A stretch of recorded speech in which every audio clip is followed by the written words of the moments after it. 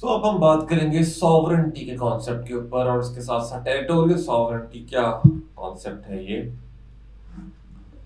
Territory को पहले हम डिफाइन कर लेते हैं। इसमें बहुत सारी जो सेपरेट डेफिनेशंस है given by famous professors of law, जिसमें जेरेमी बेंथम है, प्रोफेसर हैंस केल्सन है, लॉरेंस स्टार्क, ओपेनहाइम, ये सब ये बात करते हैं कि टेरिटरी एक डेफिनेट पोर्शन होता है of the surface of globe which is subjected to sovereignty of the state, यानी कि दुनिया के अंदर ग्लोब के ऊपर एक स्पेसिफिक डेफिनेट पोर्शन जो है जिसके ऊपर एक स्टेट अपनी सॉवरेंटी एक्सरसाइज करती है, उसको हम टेरिटरी कहते हैं in terms of international law. Territorial sovereignty का मतलब ये है कि with in a particular territory state jurisdiction अपनी एक्सरसाइज करती है कुछ पर्संस के ऊपर और प्रॉपर्टी के ऊपर to the exclusion of all other states. Now this is an important concept to understand and to remember कि एक स्पेसिफिक जो है पर्टिकुलर टेरिटरी के अंदर सबसे पहले एक पर्टिकुलर टेरिटरी होनी चाहिए, उसके साथ साथ पर्संस और प्रॉपर्टी के ऊपर एक स्टेट की जुरिस्डिक्शन ऐसी होनी चाहिए कि वो एक्सक्लूसिव हो to the exclusion of all other states, यानी कि उस पर्टिकुलर टेरिटरी के ऊपर, उस पर्टिकुलर टेरिटरी में रहने वाले लोगों के ऊपर, उस पर्टिकुलर टेरिटरी के अंदर तमाम प्रॉपर्टी के ऊपर उसी एक स्टेट की जुरिस्डिक्शन एक्सक्लूसिव होनी चाहिए, किसी और स्टेट की जुरिस्डिक्शन वहां पे ना हो। तो वहां पे हम बात करेंगे कि स्टेट को यहाँ पे टेरिटोरियल सॉवरेंटी हासिल है। अब मोड्स क्या है ऑफ एक्वायरिंग टेरिटरी, कैसे एक स्टेट जो है वो in terms of international law कैसे टेरिटरी एक्वायर कर सकती है, तो उसमें नंबर 1 जो है मोड दैट इज ऑक्यूपेशन।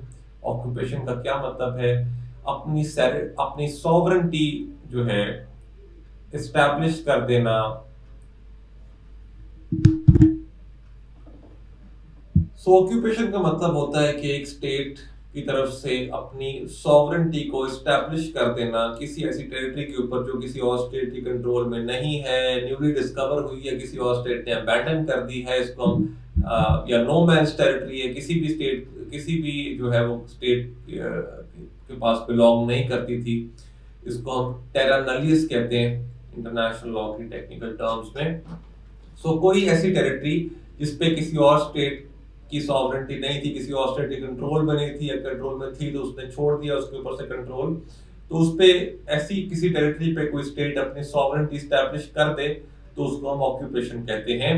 लेकिन इसकी भी 2 एलिमेंट्स हैं। नंबर 1, उसमें इंटेंशन होनी चाहिए जो कि फॉर्मली भी एक्सप्रेस हो सकती है, इन्फर भी की जा सकती है through conduct. So there has to be an intention of occupation by one state over some sort of territory where it wants to act as sovereign, and number 2 उसको एक्सरसाइज भी करे अपनी सॉवरेंटी या डिस्प्ले भी करे अपनी sovereignty को state उस जगह के ऊपर, तो फिर ये ऑक्यूपेशन ट्रीट होगा।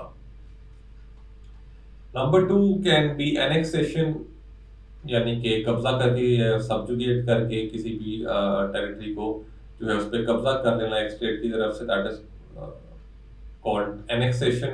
annex की जा सकती है territory, that is the second mode of acquiring territory। उसके साथ साथ जो है वो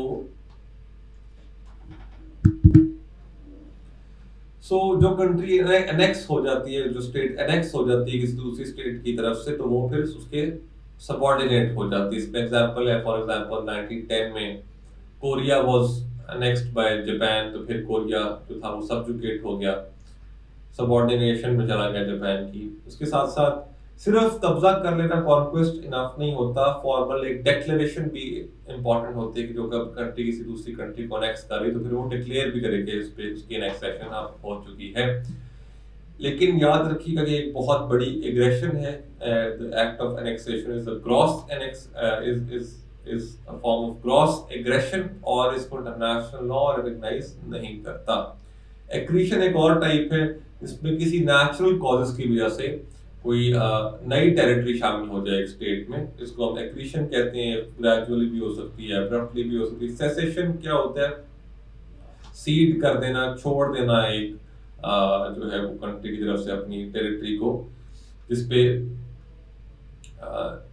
किसी वॉर के नतीजे में भी हो सकता है, किसी जंग के नतीजे में भी हो सकता है कि तो मुल्कों के दरमियान जंग हुई और एक कंट्री ने अपनी टेरिटरी को छोड़ दिया, तो फिर उस पर जो जंग जीती है जिस मुल्क ने, उसने उस पर कब्जा कर लिया है टर्म्स में, दैट कैन बी सेसेशन। ये वॉलंटरी भी हो सकता है कि कंट्री अपनी टेरिटरी को छोड़ना चाहे, या फिर as a result of war भी हो सकता है जिसमें उस कंट्री को जो है वो वॉर के नतीजे में उसको अपनी कंट्री अपनी जो हिस्सा है कंट्री का। मैं उम्मीद करता हूं कि आपने इस लेक्चर को एंजॉय किया होगा। कंप्लीट लेक्चर नियर पियर की ऐप जो प्ले स्टोर से या ऐप स्टोर से आप डाउनलोड कर सकते हैं, या फिर वेबसाइट www.nearpeer.org के ऊपर आप देख सकते हैं। YouTube के ऊपर सारे के सारे लेक्चर जो है वो स्कैटर्ड होते हैं, कोई कहां पढ़ा है कोई कहां पढ़ा है, तो एक फ्लो नहीं बन पाता पढ़ाई का। लेकिन वेबसाइट के ऊपर ऐसा हरगिज नहीं है।